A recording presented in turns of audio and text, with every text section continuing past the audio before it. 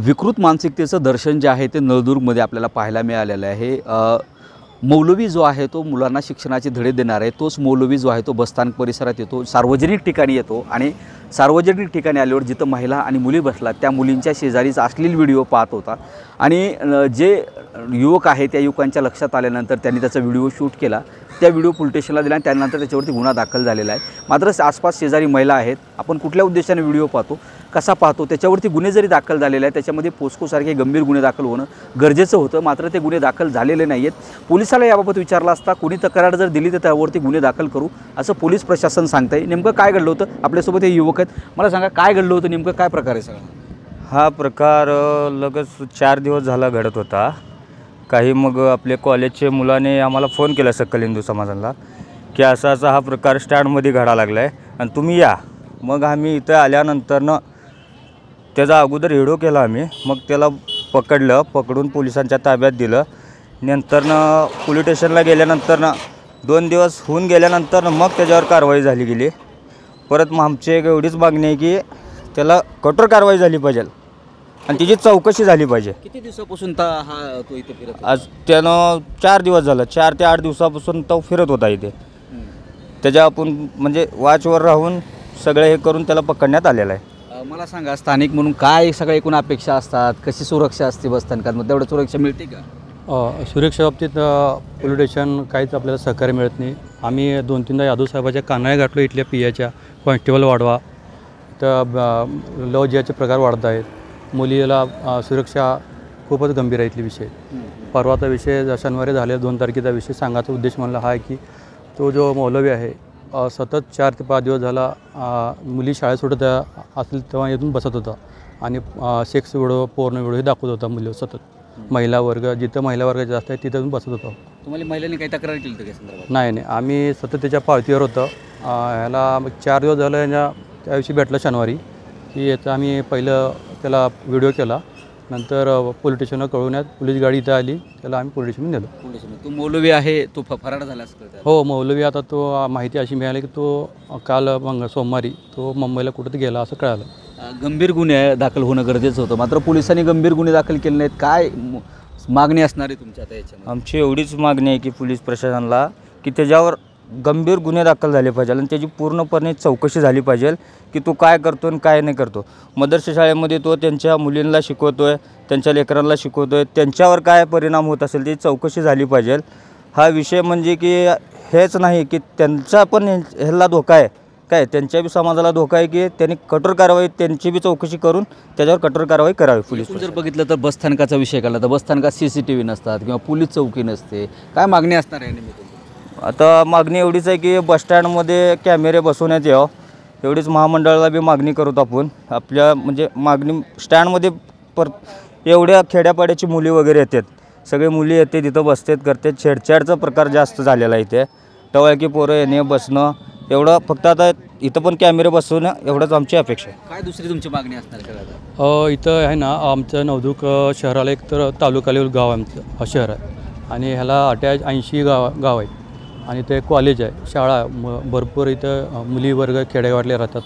आमची एवढीच मागणी आहे की कॉलेज पैसे एक कॉन्स्टेबल नेमणूक करावं पोलीस स्टेशनने आणि आपल्या बसस्टँडमध्ये पोलीस नेमणूक करावं। एकूण जर बघितलं तर ही नुसती घटना म्हणून याच्याकडे पाहिलं नाही पाहिजे, विकृत मानसिकता खरी याच्यातून पाहिली। तो जर मौलवी असेल आणि तो जर मुलांना शिक्षणाचे धडे देणार असेल आणि तो जर असलेले असे कृत्य जर करत असेल तर त्याच्यावरती निश्चितच एकानं केलं उद्या त्याच्यात काहीतरी धडा घेतला पाहिजे, म्हणून पोलिसांनी याच्यावरती कठोर कारवाई करणं गरजेचं होतं। पोस्कोसारखे गुन्हे दाखल करणं पोलिसांनी याच्यात अपेक्षित आहे।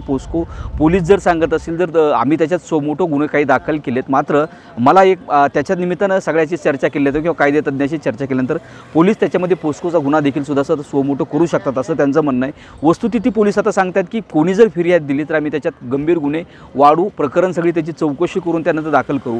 मात्र समाजाला जर धडे देणाराच व्यक्ती अशा पद्धतीनं वर्तन करत असेल आणि याचा समाजावर परिणाम काय होतो त्याचं त्याला जर भान नसेल तर निश्चितच त्याच्यावरती कठोर कारवाई व्हावी, पोस्कोसारखे गुन्हे व्हावे, जेणेकरून पुन्हा अशा पद्धतीचं कृत्य करायला कोणी धजावणार नाहीत। आणि ही जशी ही सामाजिक भान जपून या कार्यकर्त्यांनी पोलिसांना याची व्हिडिओ करून याचे पुरावे देऊन त्याच्यावर गुन्हा दाखल करायला, या पद्धतीने महिलांनी सुद्धा सतर्क राहणं गरजेचं आहे की जेणेकरून आपल्या बाजूला जर असं कोणी घडत असेल तर निश्चित इथं असणारे पोलीस किंवा बसस्थानकावरती असणारे मॅनेजर असतील त्यांना देखील कळणं गरजेचं आहे. आता या प्रकरणातून पोलिसांनी जर कठोर कारवाई केली, आरोपीवर जर गुन्हे जर लागले तर पुन्हा अशी पुनरावृत्ती होणार नाही. त्यामुळे निश्चितच पोलिसांनी कडक ॲक्शन घ्यावी अशी मागणी आता कुठंतरी होताना दिसत आहे.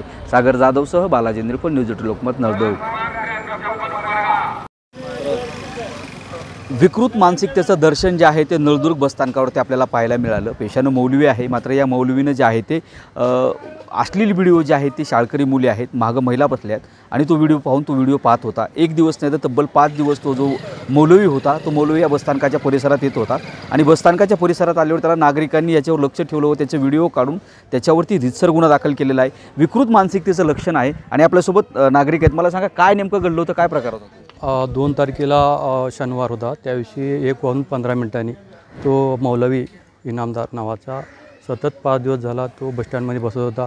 शाळकरी मुलीचं शाळा सुटल्यानंतर तो सारखा पोर्न व्हिडिओ, सेक्सचा व्हिडिओ हे दाखवत होता, सारखं सतत मुलीला कॅप्चर करत होता. आमची एवढीच मागणी की त्याच्यावर कठोर ते कठोर कारवाई व्हायला पाहिजे.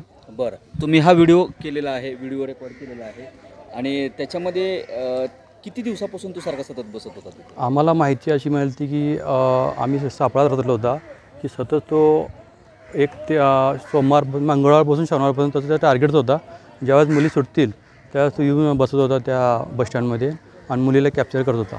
स्थानिक म्हणून काय सांगाल? सगळेच असं बसस्टँडची सुरक्षा, मुली, लहान मुली, काय सांगाल सगळं कसं वाटतं? काय माझी एवढीच मागणी आहे की पोलीस स्टेशनला की आपल्या PO यादव साहेबाला की आपण कॉन्स्टेबल नेमणूक करावे आणि असे जे मौलवीसारखे इसम असतील भविष्यात आपल्या मुलीवर कसं सुरक्षित राहतील आणि कॉन्स्टेबल नेमणूक करावं हे माझी विनंती. एकूण जर बघितलं तर आपण याच्या संदर्भात स्थानिक इथले पोलीस निरीक्षक आहेत त्यांच्याशी सुद्धा संपर्क साधला. मात्र पोलीस निरीक्षकांचं सुद्धा हेच म्हणणं आहे की याच्यामध्ये आम्ही कठोर कारवाई केली. मात्र प्रामुख्यानं प्रश्न या निमित्तानं हा उपस्थित राहतो आहे की जर मुली अल्पवयीन असेल तिथं बसणाऱ्या तर आणि हा जर अश्लील व्हिडिओ असेल तर हावभाव याचा उद्देश काय होता आणि त्यांनी जर त्या उद्देशाने केलं असेल तर पोस्को का लागत नाही, या संदर्भात देखील आपण त्यांच्याशी संवाद साधलेला आहे. मात्र संवाद साधल्यानंतर त्यांनी असं सांगितलेलं आहे की जर कुणी कुठल्या महिलेने किंवा मुलीने जर तक्रार दिली तर निश्चित आपण त्याच्यात गुन्ह्याचं कलम वाढ करून पोस्को लावू. मात्र आता जी माहिती मिळते की त्या मौलवीला त्याच्या शाळेतून देखील हाकलून दिलेलं आहे. का हाकललं ह्याची कारणं मात्र समजू शकली नाहीत. मात्र गेली अनेक दिवसापासून जर तो सतत वारंवार बसस्थानकामध्ये फिरत असेल, बसस्थानकामध्ये तो जात असेल तर नेमकं त्याचं कारण कशासाठी जातं, त्याचा उद्देश काय होता, त्या निमित्तानं त्याची चौकशी झाली पाहिजे. विशेषतः जर बसस्थानकामध्ये आपण पाहिलं तर त्याचे CCTV असतील. CCTV प्रामुख्यानं बसस्थानकात नाही आहेत. CCTV असायला पाहिजे किंवा पोलीस कॉन्स्टेबल त्या ठिकाणी असायला पाहिजे. ते देखील त्या बसस्थानकामध्ये आपल्याला पाहायला मिळत नाहीत. तिथल्या बस डेपोशी आपण संवाद लागू. ते म्हणतात की वारंवार आम्ही पोलीस स्टेशन असेल किंवा यांना पोलीस स्टेशनला असेल यांच्या संदर्भात CCTV असेल किंवा पोलीस बंदोबस्त देण्यासंदर्भात मागणी केली, मात्र ती मिळत नाही आहे. ही जर अवस्था असेल सार्वजनिक बसस्थानकात आणि सार्वजनिक बसस्थानकाच्या अवस्थेवरती जर बोलायचं झालं तर खूप मोठा त्याच्यावरती चर्चासत्र होईल. मात्र प्रामुख्यानं लहान मुली असतील, महिला असतील, या सार्वजनिक ठिकाणी जर सुरक्षित राहायला पाहिजे तर प्रामुख्यानं CCTV असेल, या गोष्टी बेसिक त्यांच्यामध्ये पाहिजेत. मात्र त्या तिथं नसल्यानं नेमका प्रश्नात जाब विचारायचा कोणाचा. आता पोलीस अधीक्षक आहेत त्यांचं जे म्हणणं आहे न्यूज 18 लोकमतशी बोलताना त्यांनी सांगितलेलं आहे की आम्ही निश्चित त्याच्यात गुन्हा दाखल करू किंवा गुन्ह्याची वाढ करू. मात्र ते तक्रारीची वाट बघत आहेत.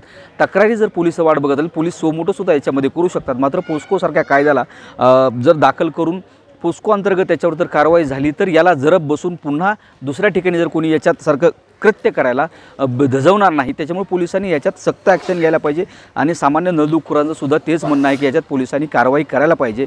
पोलीस कारवाई कुठल्या पद्धतीने करतात, आता हिंदू परिषद असेल किंवा इतर लोकांनी हा मुद्दा उपस्थित धरून याच्यावरती प्रश्न विचारायला प्रशासनाला सुरुवात केलेली आहे. मात्र मानसिकता कुठल्या पद्धतीची आहे, कुठल्या पद्धतीनं आपण वागतो आहे, समाजात कुठल्या पद्धतीने वागलं पाहिजे.